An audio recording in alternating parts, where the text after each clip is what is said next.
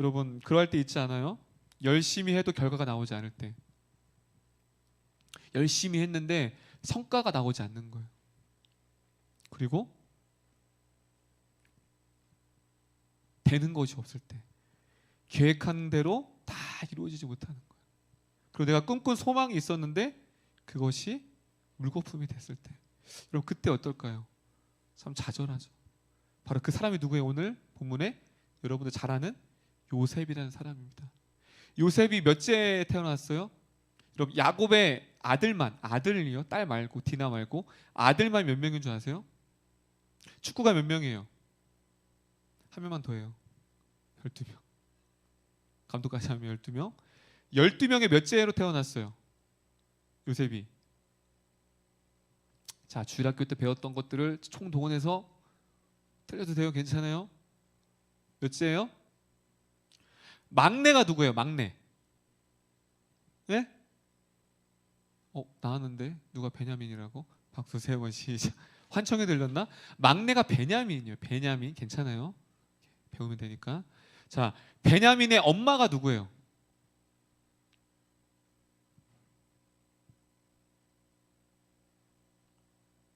자, 한국교회 폐. 괜찮아요. 이게 한국교회 폐예요. 가르칠 거니까 배우면 돼요. 다 같이 모르면 배우면 됩니다. 까먹으면 다시 외우면 됩니다. 괜찮아요. 레아와 라헬을 헷갈려도 구원 받아요. 할렐루야. 괜찮아요. 뭐 그거 몰라도 구원 받으니까. 야곱의 아내가 몇 명 있었어요? 4명 있었죠. 2명은 종을 빼고 진짜 부인은 2명 있어요. 다 따라합니다. 레아, 라헬. 이것이 두 아내였어요. 누가 언니예요? 레아. 누가 못생겼어요? 레아. 그래야 여러분들이 각인되니까. 누가 이뻐요? 라헬. 그래서 야곱은 누구만 사랑했어요? 라헬. 라헬의 자녀가 누구예요? 요셉과 베냐민. 그러면 자동적으로 이 가족사를 알면 야곱이 누구만 사랑했을까요? 요셉과 베냐민을 사랑했죠.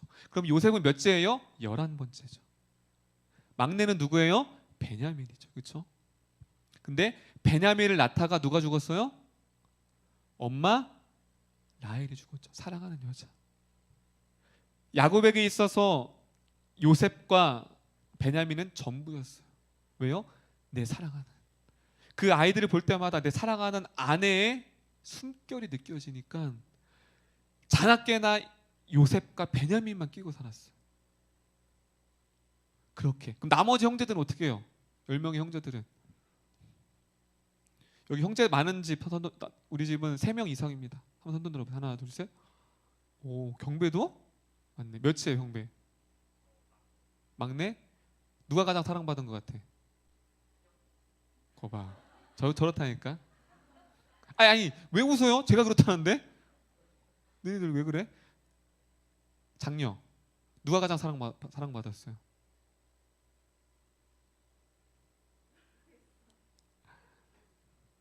누가 가장 사랑 많이 받았어요? 대답 잘해라.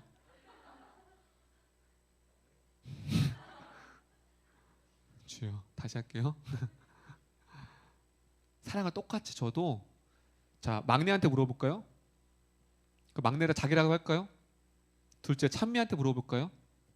그럼 우리 사랑은 다 누구한테? 옆집 아저씨한테 줘요? 다 그런 거예요. 다 사랑을 줘도 다 지가 못 받았대. 경우에 다 받았는데, 근데 어쩔 수 없어요. 사랑 못 받았다는 걸 어떡해. 나머지 형제들은 뭐냐면 사랑을 간구해도 받지 못하는 거예요. 여러분 상처죠 그게. 그쵸? 사랑하는 아빠한테 사랑받고 싶은데 사랑받지 못하고. 그리고 나머지 자녀들한테는 2가지 상처가 있었어요. 뭐예요? 사랑하는 아빠의 사랑을 못 받고 자랐어요. 학창 시절을. 그리고 또 하나는 나머지 형제들의 엄마는 레아예요. 자기 2번째 상처는 자기 엄마가 사랑받지 못하는 걸 봤어요. 여러분 생각해 보세요. 여러분의 부모님이 여러분 남편과 엄마를 사랑하지 않고 다른 사람을 좋아해요. 그들에게는 너무 아픈 상처가 있었어요. 어렸을 때부터. 요셉은 요놈은 조금 사랑만 받았기 때문에 눈치가 없어요. 요셉 말씀을 보면 참 얘 눈치가 없다. 꿈을 2번 꿨는데 2번 다 쫄래쫄래 가가지고 형님들 그 눈치가 발생이 있으면서 눈치만 있었으면 네가 종으로 안 팔려갔을 텐데. 하여튼 저는 분명히 저는 형제들 제가 형제여도 바로 팔았어요. 그냥 지가 눈치가 없어서 팔려간 거예요. 여러분 눈치 잘 있어야 돼요. 여러분 하나님이 뒷수습해요 자꾸. 여러분 하나님이 뒷수습해요. 오늘 말씀은 하나님이 요셉이 잘못한 거 하나님 뒷수습한다니까. 그래서 어쨌든 미움을 받았어요 안 받았어요? 받았죠. 그래서 어디로 팔려가요? 애굽으로 팔려갑니다. 여러분 청소년이었어요. 여러분 아무것도 모르는 순진난만한 아이. 사랑하는 부모도 이제 없고 전혀 다른 나라, 언어도 다르고 더군다나 신분이 이제 종이에요. 얼마나 그 마음이 낙심했을까요? 그렇게 홀로 애굽으로 던져준 줄 알았던 그 요셉에게 오늘 말씀이 이렇게 시작합니다. 1절입니다. 1절. 자, 1절. 39장 1절이 어떻게 시작하는지 오늘 말씀이 본문이 본격적으로 39장부터 요셉의 스토리가 시작되는데요. 어떻게 시작되느냐 한번 봅시다. 시작.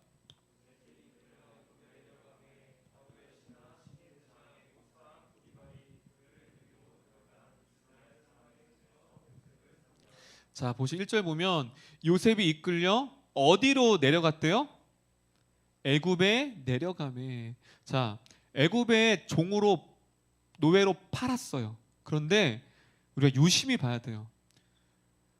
분명히 여러분 이것을 오해해서 해석을 하면, 저도 예전에 어떤 설교를 들었냐면 하나님이 요셉을 애굽의 총리를 시키기 위해서 형제들의 마음을 감동시켜서 그를 팔았다. 할렐루야! 그러는 거예요. 우리 하나님이 그런 하나님인가요? 미운 마음을 하나님이 주셨어요? 아니에요. 그건 진짜 형들의 미움이었어요. 하나님이 종으로 판 게 아니에요. 형들이 진짜 미워서. 또 요셉도 잘못이 있어요. 저는 요셉도 있다고 봐요. 눈치가 없어서 형들의 마음을 헤아리지 못했죠. 요셉은 자신의 사랑받은 그 사랑 많이 받은 사람은 사랑받지 못한 사람 형제들의 마음을 이해를 못해요.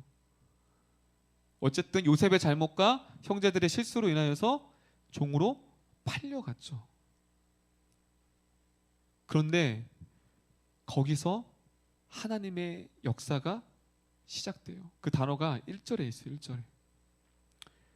따라합니다. 애굽에 내려가매. 자, 여기서 내려가매가 뭐예요? 야라드라는 단어입니다. 야라드. 이 내려가매라는 뜻이 단순히 어떤 위에서 밑으로 마치 서울에서 부산 내려간다 그 표현이 아닌 거예요. 이 원어를 보면. 그렇다면 이 단어가 다른 데서 어떻게 쓰여졌을까라고 하면 그 내려가매라는 원뜻을 알겠죠? 자, 몇 절을 보냐면 똑같은 단어가 몇 절에 나오냐면 출애굽기에 나와요. 출애굽기에 상당히 이 단어가 많이 나옵니다. 자, 출애굽기 34장 5절 읽어볼게요. 똑같은 야라드, 내려가매라는 뜻을 야라드라는 뜻이 나와요. 자, 한번 크게 읽어볼게요. 시작.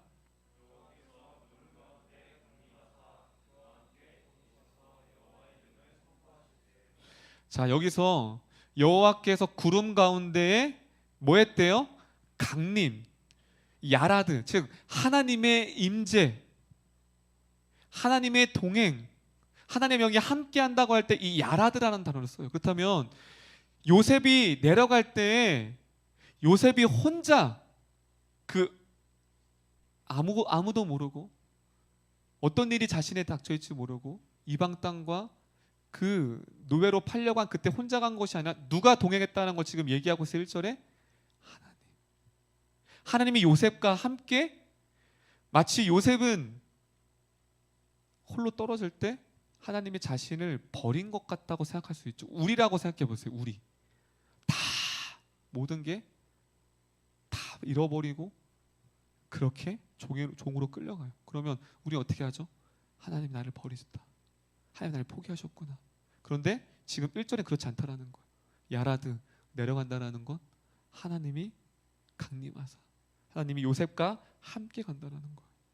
결국은 장사꾼들에 의해서 팔려간 것 같았고 형제들의 미움 때문에 팔려간 것 같았지만 결국 그 악을 선으로 바꾸셔서 하나님이 동행하고 있다라고 말하고 있습니다. 그것이 4절에도 나와요. 4절.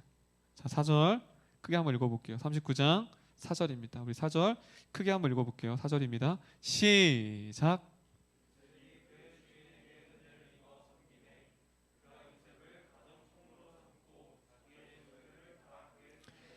자, 39장의 곳곳에서 하나님이 의도한 뜻을 내비치고 있어요. 자, 4절에는 다 같이 섬김에, 이게 다 따라합니다. 히브리어로 샤라트라는 단어예요. 이것을 단순히 그냥 어떻게 섬겼냐면, 자, 이 뜻이 어디에 있냐면 출애굽기 28장. 이것도 출애굽기에 나와요. 28장.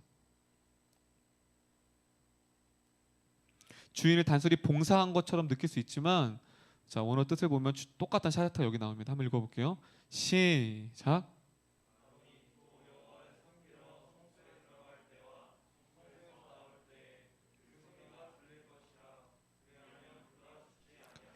자, 여기서 섬기다라는 단어 똑같이 나와요. 그렇죠?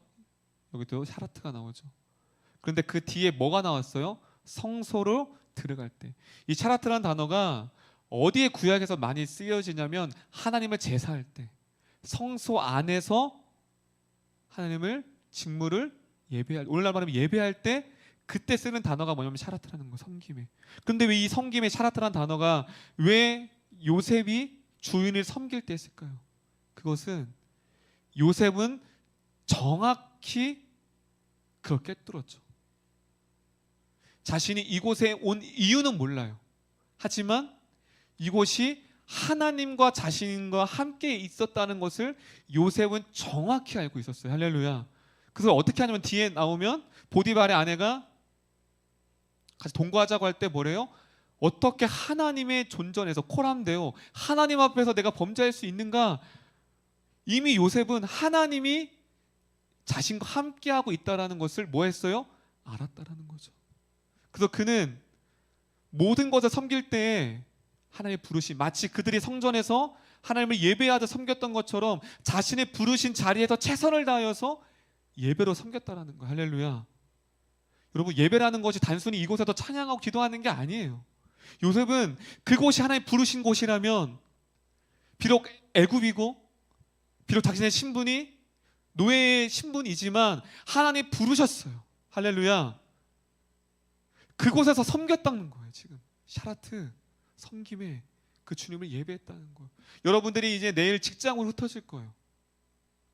학생은 공부로 갈 거예요. 그렇다면 그곳이 뭐예요? 샤라트. 나를 부르신 곳이, 하나님이 그 직장 가운데도 함께합니다. 할렐루야. 어떤 친구들은 교회에서 예배할 때는 하나님 살아계서 찬양해, 주님 이렇게. 근데 나가면, 직장 나가면 막 입에 막 너무 거친 거야.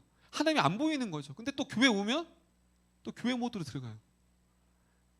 무엇이죠? 하나님이 함께 하심을 교회 안으로 제한된 거예요. 지금 요셉은 정확히 알았어요. 섬김의 샤라트. 나를 이곳에서 부르셨고 이곳에 계신 그 하나님을 내가 부르신 곳에서 예배한다는 거예요. 요셉이 그 사실을 정확하게 알았습니다. 그리고 2절 볼게요. 2절. 우리가 너무나도 많이 들었던 형통이라는 단어, 우리가 3번 나오거든요. 이 또한 마찬가지예요. 지금 3가지 단어를 우리가 살펴봤어요. 지금.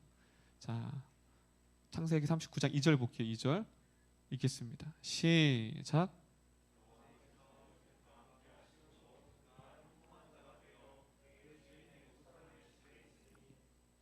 자, 여기서 우리가 너무 아는 것처럼 어떠한 자가 됐대요? 형통. 그런데 이제 우리가 많이 이 설교를 들어봤을 거예요.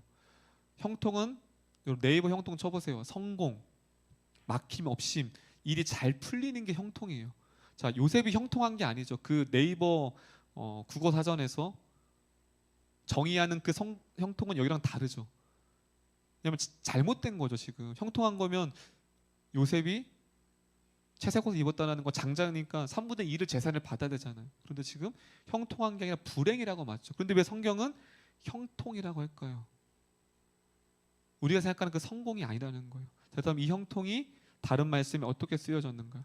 사무엘상으로 갈게요. 사무엘상 10장 6절.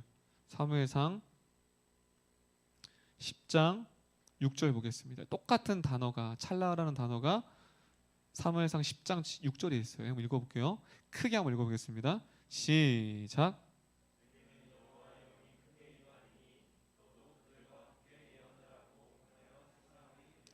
자, 여기서 보면 찰나가 어떤 데 나왔어요? 주의 영이 임하니. 자, 사무엘상 10장 10절도 똑같아요. 찰나라는 단어, 형통이라는 단어가 사무엘상에는 이렇게 사용됐어요. 크게 한번 읽어볼게요. 사무엘상 10장 10절입니다. 시작.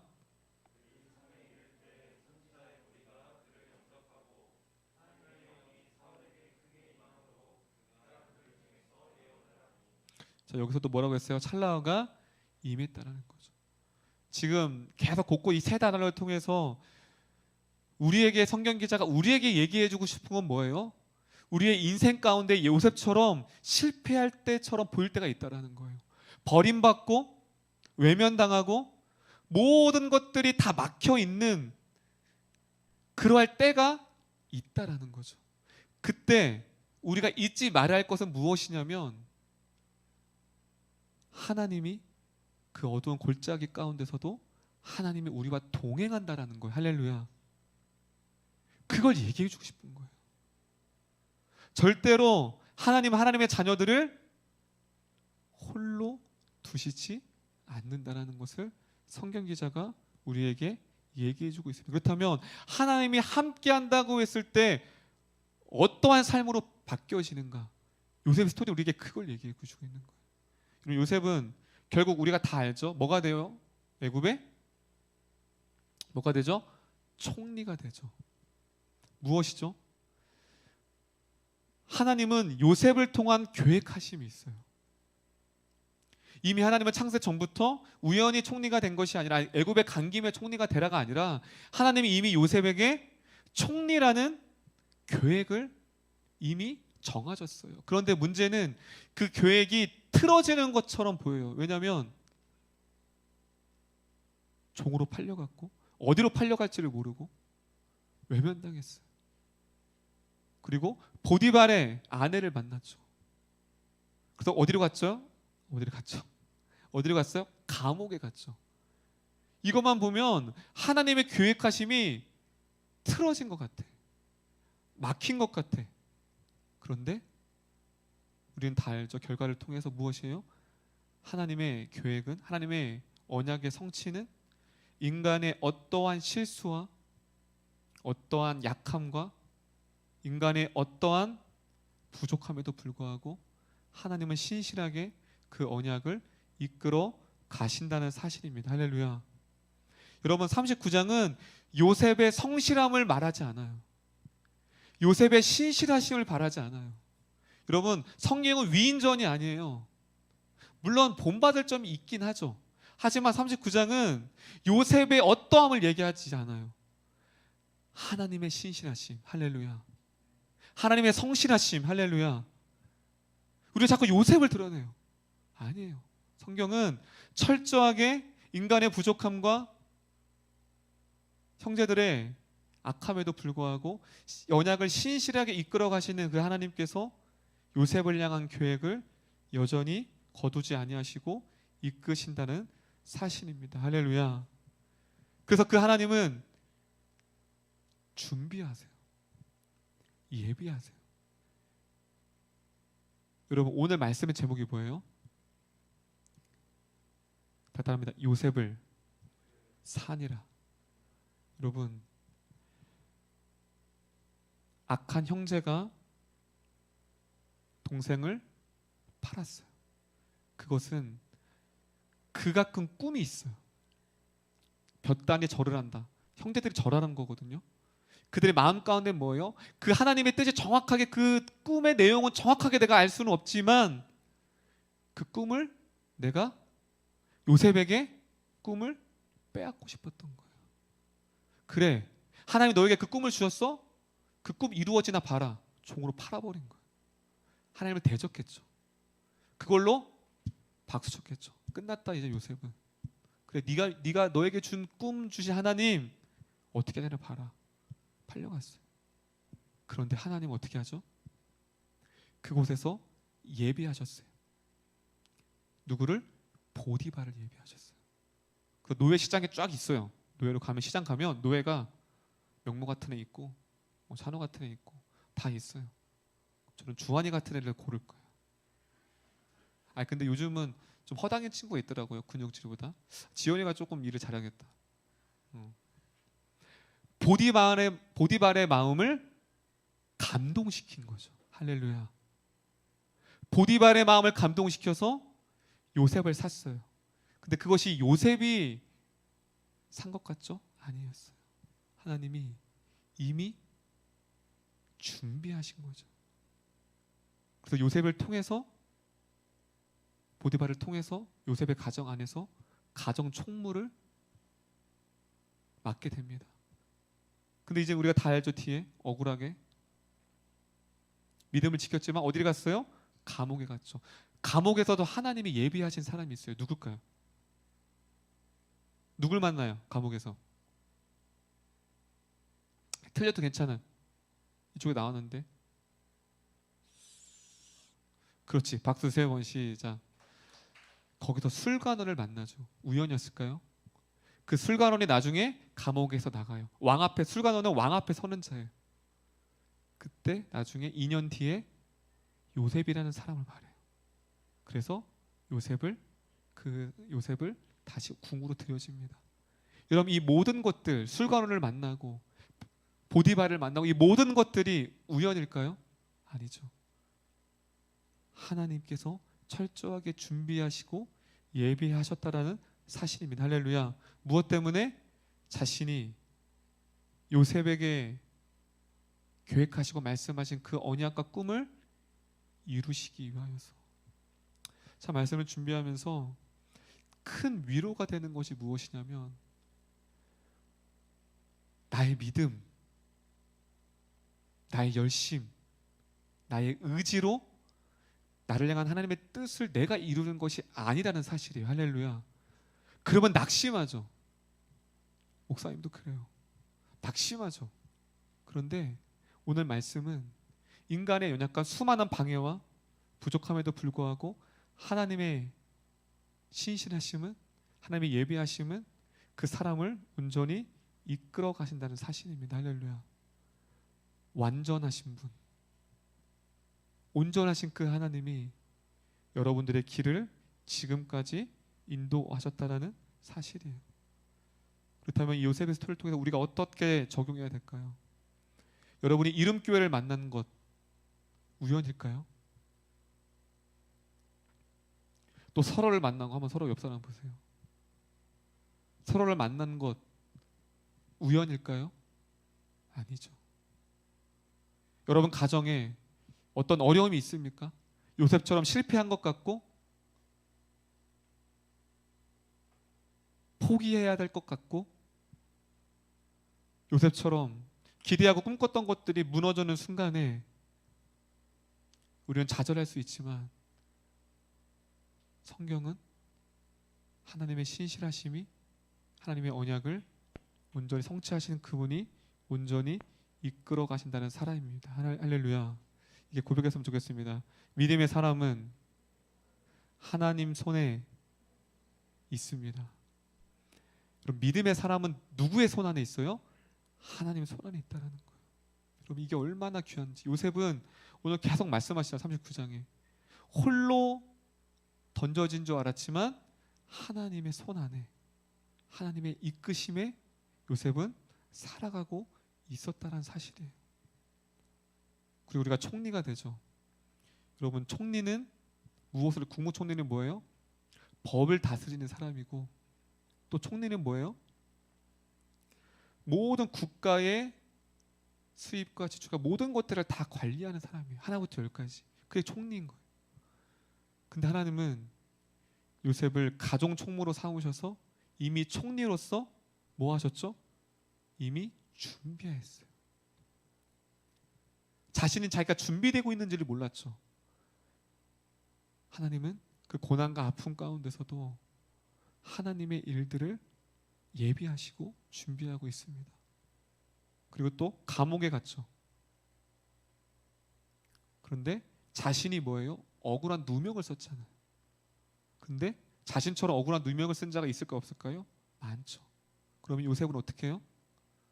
법을 다스린 사람이기 때문에 하나님 말씀 안에서 그 누구도 억울함이 없이 철저하게 법을 다스렸겠죠. 여러분, 총리가 그냥 된 게 아니에요. 요셉은 이미 하나님의 예비하심과 하나님의 손길로 그 모든 것들이 합쳐져서 결국 총리로 삼으셨다는 거예요. 그렇다면 여러분들에게 적용한다면 여러분들이 그동안 가정에서 받았던 아픔들이 있을 거예요. 내 무너짐과 약함도 있을 거예요. 왜 이 고난과 왜 이 어려움과 왜 내가 지금 하나님 앞에 열심히 살아가고 있는데 왜 내 삶 가운데 이런 상황이 펼쳐지지? 왜 내가 계획한 대로 이루어지지 않지라고 할 때 이 말씀이 무엇이죠? 그것까지도, 그 무너짐까지도, 그것까지도 하나님이 다 사용하셔서 하나님의 사람으로 빚어가고 있다는 사실입니다. 할렐루야. 지금 요셉을 하나님이 뭐하고 계세요? 빚어가고 있어요. 하나님의 사람 총리로서 빚어가는 거예요. 옆 사람에게 한번 고백해 볼까요? 하나님의 손길이 당신을 빚어가고 있습니다. 할렐루야. 이것이 요셉이 스토리를 통해 우리에게 말씀해주고 싶으신 거예요.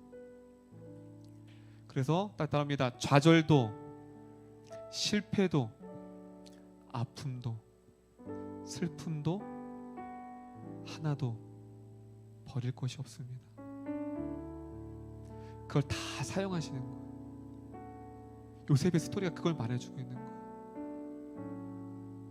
여러분들이 실패하고 좌절할 거예요. 저는 예견할게요. 여러분의 신앙은 곧 무너질 거예요. 할렐루야. 무너질 거예요. 그리고 또 실패할 거예요. 또 좌절할 거예요. 근데 잊지 말아야 할 것은 그 좌절과 실패 가운데서도 신실하신 하나님이 손이 여러분과 함께 있다라는 거예요. 할렐루야. 그래서 그 길을 묵묵히 기다리는 거예요. 요셉은요, 서두르지 않았어요. 하나님, 꿈 보여줬는데 내가 언제까지 가정 총무로만 있어야 되죠? 안 물었어요. 하나님, 내가 언제까지 이 감옥에서 있어야죠? 안 물었어요. 기다렸죠. 기다림이에요. 그 신실하신 하나님, 여러분의 인생을 하나님이 쥐고 있습니다. 할렐루야. 그래서 신앙이 더디 간다고 낙심하지 마세요. 기다리는 거예요. 하나님의 비전과 소명을 빨리 발견하고 싶은데 왜 내게 그 비전을 주시지 않지? 요셉처럼 기다리는 거예요. 왜요? 요셉이 만난 하나님은 신실하시고 실수가 없으시고 자신의 언약을 어떠한 방해와 어떠한 연약함에도 불구하고 신실하게 이끌어 가시기 때문입니다. 요셉을 사느라 하나님이 예비하시고 준비하신 그 손길을 경험한 요셉처럼 앞으로 여러분의 인생 가운데서도 주님의 예비하심, 주님의 인도하심, 하나님의 사람을 놓지 아니하시는 그 신실하심이 여러분 가운데 있지 믿습니다. 나중에 42장에 보면 요셉이 그때 그렇게 고백해요. 요셉도 자신이 왜 종으로 팔려온지 이때까지 39장에서는 몰랐어요. 나중에 진짜 자신의 형들이 자신이 꿈꿨던 것처럼 절할 때 그때 그 꿈이 생각나요. 그때서야. 그래서 뭐라고 말해요? 그때 퍼즐들이 맞춰주는 거예요. 아, 그랬구나. 내가 형들보다 더 앞서서 나를 이곳에 보내 총리로 삼으셔서 결국은 요셉 때문에 이스라엘 백성들이 애굽에 정착합니다. 그리고서 출애굽기로 시작돼요. 요셉의 정착으로 애굽에 이스라엘 백성들이 그때부터 정착하게 돼요. 그래서 출애굽기 1장이 어떻게 시작해요? 그 바로 왕이 불안한 거예요. 왜 불안해요? 이스라엘 백성들이 점점 왕성하니까 어린아이를 죽여버려요. 나중에 모세를 통하여서 그 백성들이 가나안 땅으로 들어가고요. 그 가나안 백성들이 어떻게, 그러니까 하나님의 이 스토리, 우리는 그냥 내 앞가름, 내 앞길만 보지만 하나님은 나를 통하여서 펼쳐질 대서사, 대하나님의 역사를 봅니다. 할렐루야. 요셉이 자신이 그 발판이 될 줄 누가 알았겠어요? 그 이스라엘의 그 발판이 될 줄 누가 알았어요? 그냥 우연히 애굽에 끌려간 줄 알았지만 그곳에서 하나님의 역사는 요셉 때문에 시작된 거예요. 마찬가지입니다. 여러분의 한 사람이 왜 위대한 줄 아세요? 하나님이 여러분의 한 사람의 인생을 통하여 하나님의 이 땅의 스토리를 하나님이 쓰여가기를 원하시기 때문입니다. 할렐루야. 그래서 여러분 이 청년의 때에 그 하나님을 붙드는 거예요. 그래서 목사님이 늘 청년들한테 말하는 게 있어요. 청년의 때에 두 가지를 질문하지 말라. 뭐예요? 첫 번째, what? 무엇 때문에? 하나님 답하지 않아요. 무엇 때문에 내게 이러한 어려움이 있죠? 무엇 때문입니까 주님? 이 질문하면 안 돼요. 두 번째, why? 왜요 하나님? 하필이면 왜죠? 왜 나죠? 왜 제가 아니고 왜죠? 그럼 이 두 질문을 하면 안 돼요 하나님 앞에. 요셉은 두 가지 질문을 하지 않았어. 그럼 우리가 던져야 할 질문이 뭘까요? 이 청년의 때 답답합니다. How? 어떻게? 주님 어떻게 살아가야 하죠?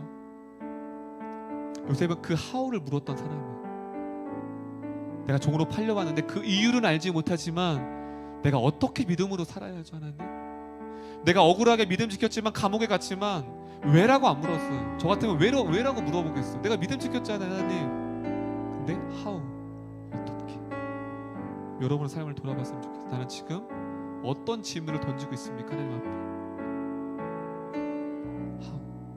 how는 하나님의 신실하심을 신뢰할 때 던질 수 있는 질문입니다. 저는 기대합니다.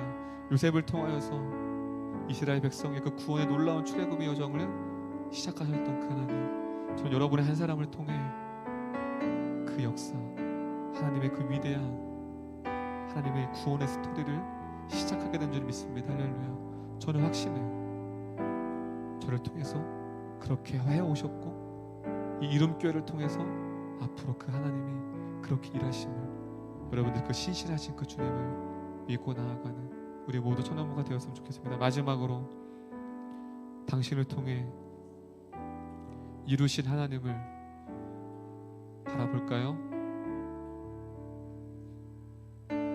바라봅시다.